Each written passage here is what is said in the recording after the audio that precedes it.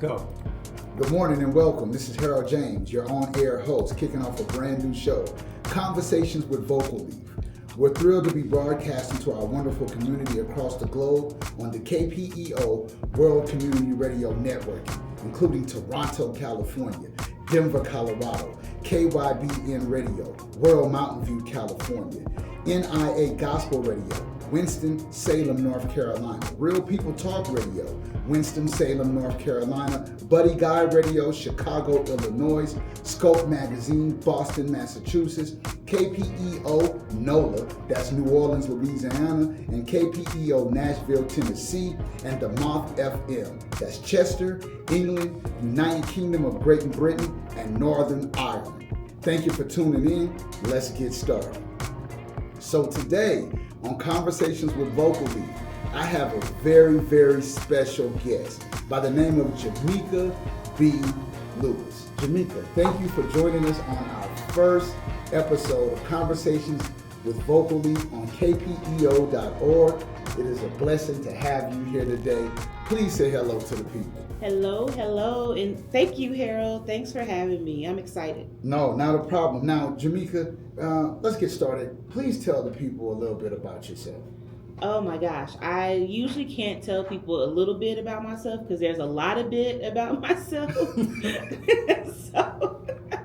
But my name is Jameka. I'm from Oklahoma, small town Oklahoma, and yeah, in my kind of everyday work, I'm a librarian. Okay. I'm a historian. I do some consulting. I'm a professional researcher. Okay. I've done corporate training. I've done a lot. Yes, you have. This show is meant to interview extraordinary people that are doing great things for their community and for other people and, of course, for themselves. So my first question, for those hearing you for the first time, how would you describe who you are and what drives your work? I would describe myself as someone who is very community oriented. Okay. I consider myself to be very giving. I think my my ultimate dream, which I think would be interesting, is I would love for every single child to have a book or to have access to books. Okay. And I know that's a very lofty ambition, but a lot of that just comes from my upbringing of me. My mom was a very avid reader, okay, and my dad took me to the library for the first time to get my library card, okay, when I was like 8 years old. And I've always had access to books. I've always had a little library in my own bedroom, even as a kid. And that really kind of set me on the path of becoming a librarian, whether I realized it or not, okay, at the time. Okay. So my library work, even though I do focus on Black history and culture, I focus on advancing equity and access in libraries. I really just want everyone, especially children, to have access to information. Okay. And that's my goal. And you said something very interesting about being a librarian. Yes. If you don't mind me asking, where are you a librarian at? So I am a librarian at the world-renowned, award-winning Blair-Caldwell African American Research Library in Denver. I have the pleasure of managing the library services there. Okay. Can you please let everyone know, I know you said the library is in Denver, Colorado, but please let everyone know exactly where that library is at and why it's so important, where it's at, and why it's there. Yes, so our library is located in the historic cultural district of Five Points, yes, right on Welton Street. Okay. And Blair-Caldwell is located at 24th and Welton, which is kind of the opening to the Welton corridor, okay, and the opening to the historic and cultural district of Five Points. And that is very important because Five Points was, number one, the first official suburb of the city and county of Denver. It started out being pretty multi-ethnic, but over time, the rise of the Black middle class, especially with the incoming income and families from the Pullman Porters, really led to the Welton corridor and Five Points becoming a very vibrant Black community. Okay. No, thank you for answering that question, and thank you for giving that information out to our listeners. I felt like that was very important for people to know, so when they're coming and they're visiting Denver, Colorado, and you're looking for the Black experience or the African American experience, I feel like one of the first places that you need to stop at is the 5 Points community, and then also stop at the library and make sure y'all ask for Jameka. Oh gosh, yes, for sure. And I do have to give a disclaimer that anything said in this show is my opinion and not of the Denver Public Library System. Thank you for giving us that disclaimer. And Jameka, I'm definitely going to want to have you back on the show to get a little bit more in depth about what you do at the library. Sure. And how it's affected the community and things that you're a part of. Sure, absolutely. Now, my next question is, what important moment or experience helped shape the path that you're on today? I think there were two kind of defining moments. Okay. First, as I mentioned, I've always been a reader. Okay. I was a little Black girl nerd. I always had a book in my hand. And when I was in the 5th grade, my teacher at the time, we were reading different books for class. And one book that we read was Roll of Thunder, Hear My Cry by Mildred Taylor. Okay. And if you're not familiar with the book, it's a story of Cassie Logan and her family. They were sharecroppers. Okay. And the book talks about their experiences as a sharecropping family and the horrific discrimination that the Black people in that community experienced. Okay. And when I read that book in school, mind you, this is the 80s, rural Oklahoma. My teacher was white, but she had the foresight to bring this kind of literature into our classroom. I think I was one of 2 Black kids in my class. So to have to read a book that I really saw myself in Cassie. And she was a young girl. We were around the same age as far as, her character in the book. And I was just like, some of the things that she struggled with, I could identify with that, even in the 5th grade. Wow. And it was then that really sparked my interest in learning more about Black history. Okay. So I started right after reading or during reading that book, I started studying Black history. I went straight to the public library. I was always in my town's public library. And the first book I checked out after reading that story was a book of Negro spirituals. Okay. And what was that book by? I don't remember. That was a long time ago. Oh, I'm sorry. No, but the book was amazing. It was a super thick book. It was in the adult section, but the librarian didn't mind that I was checking it out. But you were in the 4th grade at this I was in the 5th grade. At the 5th grade, okay. I was in the 5th grade. The book was really thick. It was probably about 300, 400 pages. But the book talked about the background of certain Negro hymns and Negro spirituals. Okay. I was raised in the church. Okay. So I had been singing these songs and didn't understand that there was history behind these songs. So that was one of the first books I checked out after reading Roll of Thunder, Hear My Cry. Okay. It just really kind of brought everything together. So fast forward, when I go to college, I went to an HBCU. Which HBCU did you attend? The real LU, Langston University. Okay. In Langston, Oklahoma. Yes. Yeah. Okay. And that's where I met my first Black librarian, Miss Betty Black. Wow. She was the head of our Black Heritage Center. Okay. And so I met her, and it wasn't until then that I realized, oh, maybe I could be a librarian. But I didn't really think about that. My undergrad major was international studies. Okay. So I thought I was going to sell international real estate.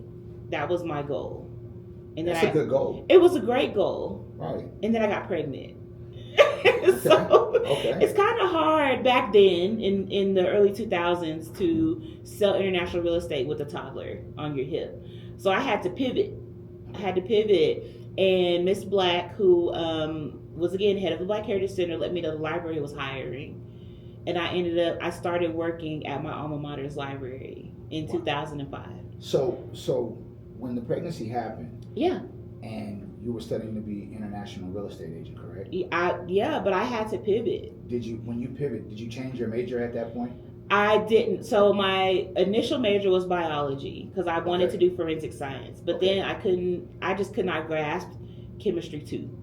Okay. So I was like, well, what else am I good at? Oh, I'm good at talking. I'm good at, talking to people and stuff like that. So I was like, well, I also could do business. Okay. And I was like, okay, I'll do international studies, because I was always very interested kind of in studying the world, which goes along with my love of history. That makes sense. Yeah. So I was like, yeah, I could do that. But then I got pregnant and was like, oh, I don't think I can travel the world with a baby. Okay.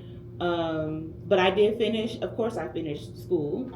I was on a full ride, kept my full ride, graduated at the top of my class. I still did all of that. Okay. And my daughter was almost a year and a half when I graduated from undergrad. Yeah. And then you decided to say, you know what, you've done all you could in Oklahoma, and then did you migrate out to Denver, Colorado at that point? No, I was in Oklahoma. I worked at my alma mater for 11 years, and I worked my way up the ladder. Oh, wow. So I got hired at the library as a clerk, and then I became the library director's administrative assistant. Okay. It was at that point when Miss Black got promoted to library director. Oh. So I became her assistant. So everything aligned. It absolutely was, because you want to know what ended up happening? That same Black Heritage Center that I used to go to when I was at my school, I became the director of the Black Heritage Center. So let's I want to tie this in for everyone listening. Yeah. This is the library that she first went to check out one of her first Black books. No, that was in my hometown. Okay, but the library I'm talking about was at my alma mater, my undergrad alma mater. Thank you for clearing that up. Yeah. I was in the library all the time. Okay. That's where I met Miss Black. Okay. She was the head of our Black Heritage Center, which was one of the libraries. Okay. She and I formed a fantastic bond. As I was graduating, she said the library had a job opening. I started working for the library. She got promoted. Okay. I got promoted to being an administrative assistant. Then she got promoted. Okay. So I became her assistant. And then how long were you her assistant? I was her assistant starting in 2006, I believe. Okay. And then I got my master's degree, my library science. Congratulations. Thank you, because you do have to have a master's degree to be a librarian. Yes, most folks don't know that. Thank you for telling people that. Anyone aspiring to be a librarian, please listen to what Jameka is telling y'all right now. Yes. It's not as easy as you perceive it to be. It's not. And then I got promoted to the position that she held when we met, which is the director of the Black Heritage Center. All right. So it was a very full circle moment. And I did that for a few years. And then I was like, I'm feeling kind of stuck. I want to expand out. I always knew I wanted to leave Oklahoma. I just didn't know when. Okay. And then I started looking at positions similar to mine. And I came across the position that I'm in now. And I applied for it. Within 3 weeks, I interviewed, got the job, and I had to move. So I packed up a 3-bedroom house into a U-Haul, put my car on the back of the U-Haul, hitched it up, put my daughter and my dog in the U-Haul, and we drove to Denver. Wow. Yeah. And you've been here ever since. And I've been here ever since. So I know you personally, and I know that you're a steward to the community and a lot of people. Thank you. Can you please tell our listeners some of the initiatives that you're involved in to help the community and help the people? Sure. So, of course, my work with the library is very community oriented. Anything that we do is based on community need and community wants. So all my library work is community connected. Okay. There's additional work I do outside of that. Yes, please do tell us. Yeah, so I also work for the Denver Center for the Performing Arts. I'm a teaching artist there. And what I get to do in that capacity is I get to help them develop curriculum or their Black focused shows and productions. Oh, that's cool. See, I didn't know that. So, see, I know I see your face. You're like, what? But I didn't know that. Yeah. And I also get to train members of the education department in how they can identify bias in curricula and how they can speak to different communities. Okay. So I love that work. That work is also very community focused because we get to bring kids in from the community to see shows for free, which is amazing. Cool. Yeah, so we try to reach these communities where, you know, kids may not have the opportunity to come to, you know, see a production. So that's very community focused work. I also mentioned I'm an independent researcher, and I really focus on projects that talk about Black liberation movements. I don't want to say specialize, but I enjoy and recently have been working on researching the Denver Black Panther Party. So I've uncovered some of the hidden, or I wouldn't say hidden, some of the lesser known history of the Denver Black Panther Party. And I get to go to places and speak about that research and speak about that work. And yeah, most recently I spoke about the Black Panthers at the Museum of Contemporary Art in Denver. And it was an incredible experience. It was wonderful. So I think my goal is to uncover a lot of history and then make it to where folks can learn and turn information into knowledge. No, that is, first of all, I commend you. Thank you. Being a steward to the people, being a steward to the children. If people wanted to get involved with some of the programs and the organizations you just named, can you give us some of that information where they could find this information? Well, the work I do for DCPA is, you know, I actually work for them, but in the independent research, I just kind of do that on my own. Even though I did a project that was a grant-funded project a couple of years ago. I think if folks are just more interested in the work that I do, they could always reach out to me directly. Give them information. Yeah, so you can find me on Facebook. I do have the follow option. It's my name, Jameka B. Lewis. Please spell the first name for them. Jameka. So you can find me on Facebook. You can follow me there.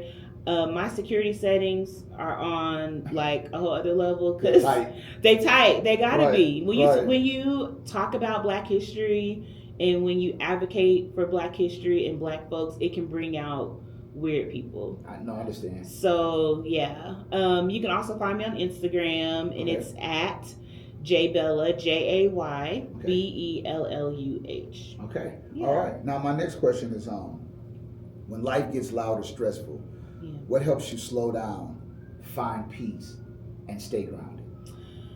When life gets stressful, which is often stressful, I like to wrap up in a good soft blanket.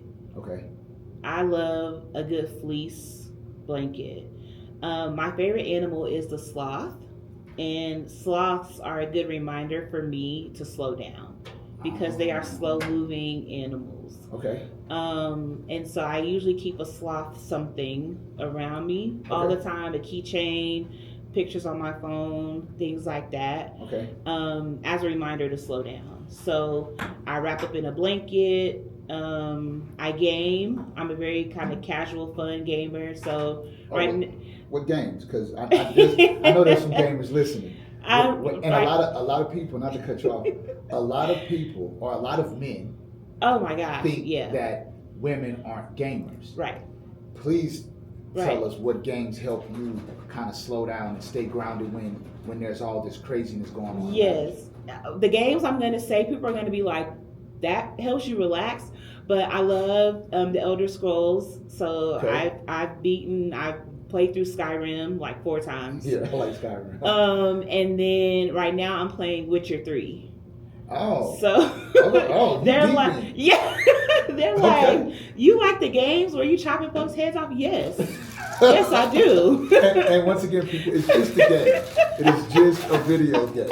It is, but it helps me relax. So those are your 2 favorites? Those are kind of my 2 favorites. I'm a Nintendo girly. I've always been a Nintendo girly. So you have the Switch? I have the Switch, yes. I'm asking Santa for the Switch 2 for Christmas. Okay, Santa, if you're listening, Santa, we're one of the #1 digital radio stations in the world. Santa, if you hear Jameka, she's asking for the switch too, brother. I've been very good this year, Santa. Okay. Despite reports, I've been, I've been very good. So when it comes to staying grounded, because once again, I have the privilege of knowing you, I have the privilege of working with you, and my perception of you and what I know and who I get to deal with, you're always grounded. To me, right? But that's me. Yeah. And so, what helps you stay grounded?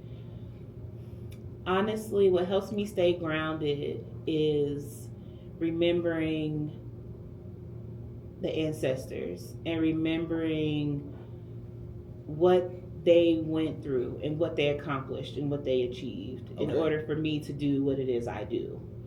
My dad's family, we trace our family back, pretty far back.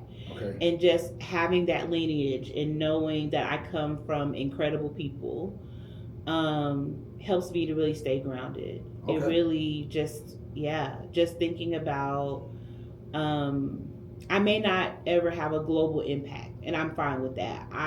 What I try to do is impact the environments and the spaces that I can. Which makes sense. Yeah, because I do what I can with my capacity. And that helps me stay grounded. It really does. And then knowing that I'm a part of so many incredible communities.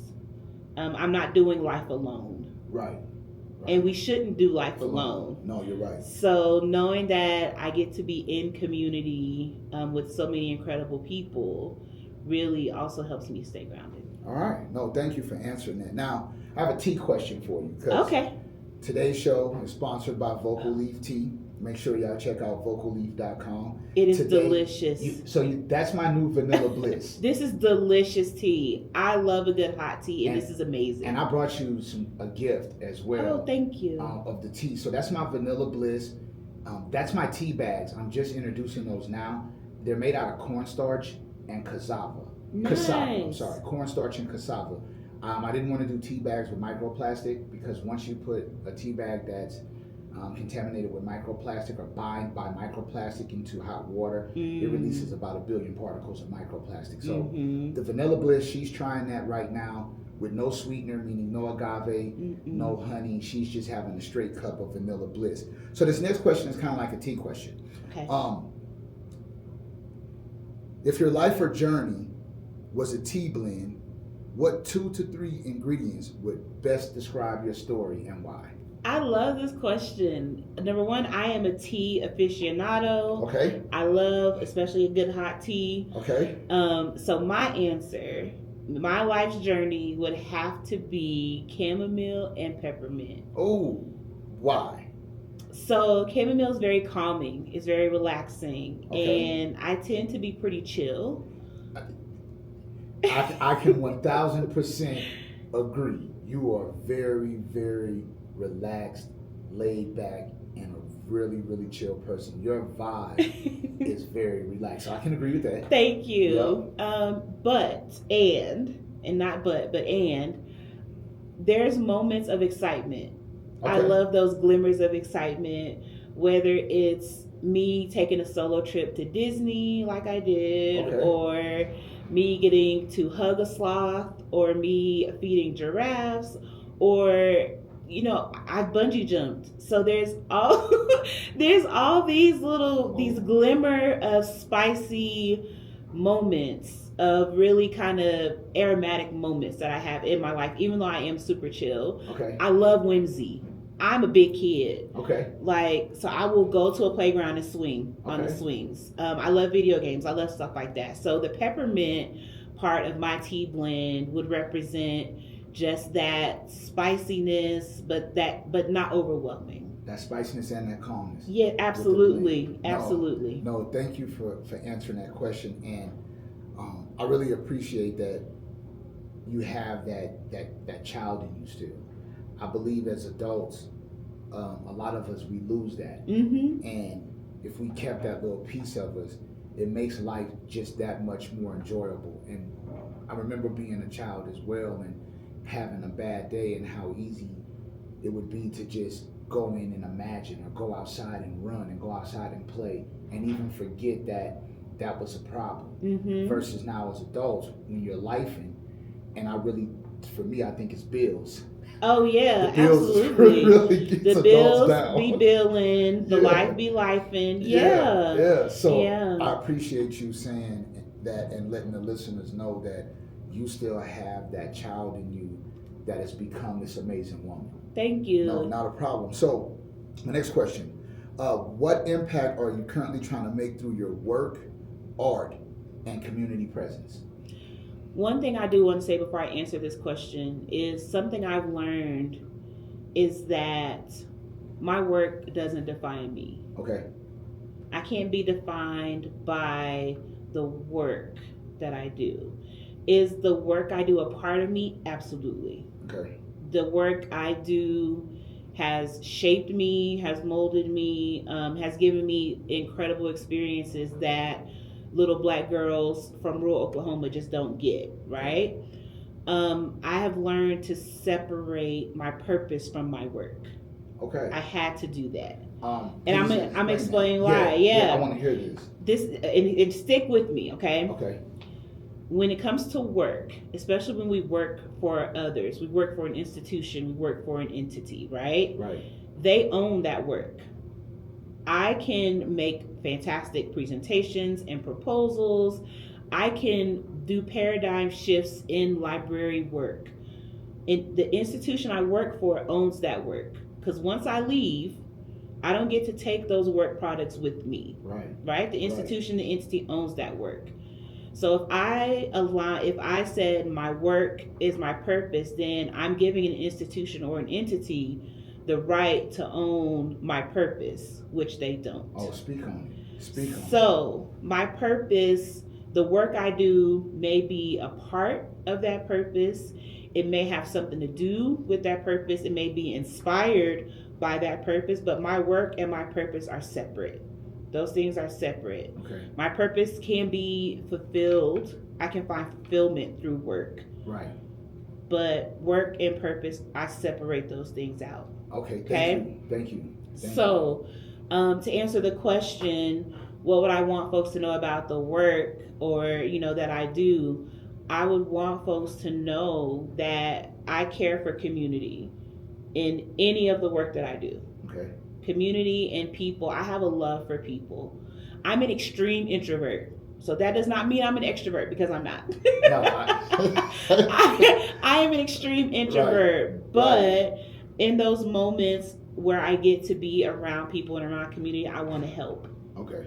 And the work that I do, whether it's at the library, whether it's with DCPA, even the work that I do as a researcher, or my research interest being a PhD student right now, all those things are all to help people. Okay. And I believe that I was put on this earth as a helper to help in the ways that I can. That makes sense. No, thank you for answering that part of the question. Now let's talk your purpose. Yes. So I think my purpose is to be an enlightener. Okay. I think I am supposed to be a bridge between information and people. Okay. I think I'm supposed to connect the two. Okay. I'm supposed to connect folks to information and then help them turn information into knowledge, because information and knowledge are different things. Well, that makes sense. I mean, you do a great job at it, and I can tell by everything that you've done, even with me working with you, coming over to the library, and then now hearing some of the new things that you're a part of. You're doing a great job at being a steward to the people. Thank you. And now let's talk community. Yes. What's going on now with you in the community? Any new things, any new endeavors that are happening right now? Not really new endeavors. Okay. I'm doing, of course, tons of work with the library. I was able to establish a new collection at the library. Thank you. I'm so excited. And there should be some more information coming out about it. Okay. The collection was established 2 years ago. Okay. And when our library reopened, it kind of made its debut. Okay. But now we're growing that collection. And long story short, it's a collection of Black focused materials, okay. Black history and culture that can be checked out. Okay. So now folks can come to our library and see this really amazing collection of Black history and culture focused books that they can actually check out. Right. So that's super exciting to me. And that's community. Community asked for more access to Black focused materials through the library. And that was the way that I decided to try to meet that need. All right. I'm going to make sure that we're going to bring you back on. And when we do, it'll be library focused heavy. Yes. So we can kind of dig into those things. So for sure. Last question. If listeners walk away remembering one message from you, what should that message be? That message should be keep whimsy alive. Whimsy it's our connection to our inner child. Okay. And our inner child, it's okay for our inner child to become our grown-up child too. I like that. And then last but not least, let everybody know where to find you, and if there's anything else they should know about you or any of the endeavors that you're a part of, please let them know now. Yeah, I'm so excited and thankful for this opportunity. If I would say, I love being Black. I love Blackness. I love our history. I love our culture. I love being able to educate us, especially about our history. And that is such a passion of mine.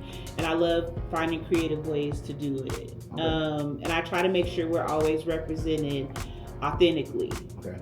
And with authenticity. And I think part of my life's work is to do that. Go ahead and let people know to find you. I'm excited to do that. So you can find me again on Facebook at Jameka, Jameka B as in boy, Lewis, Lewis. There's the follow option. Okay. And then you can find me on Instagram, and it's at Jaybelluh, Jaybelluh. You can also find me on LinkedIn, where I talk about a lot of my library work and a lot of the work I do as a PhD student. And it's just my name, Jameka B. Lewis, also on LinkedIn. All right. Look, everybody around the world, I would love to thank you for tuning in to Conversations with Vocal Leaf. This is our first show with Jameka B. Lewis, right here on KPEO.org, one of the #1 digital radio stations in the world, sponsored by Vocal Leaf Tea. We're signing out. And remember, it's never too hot to sip tea.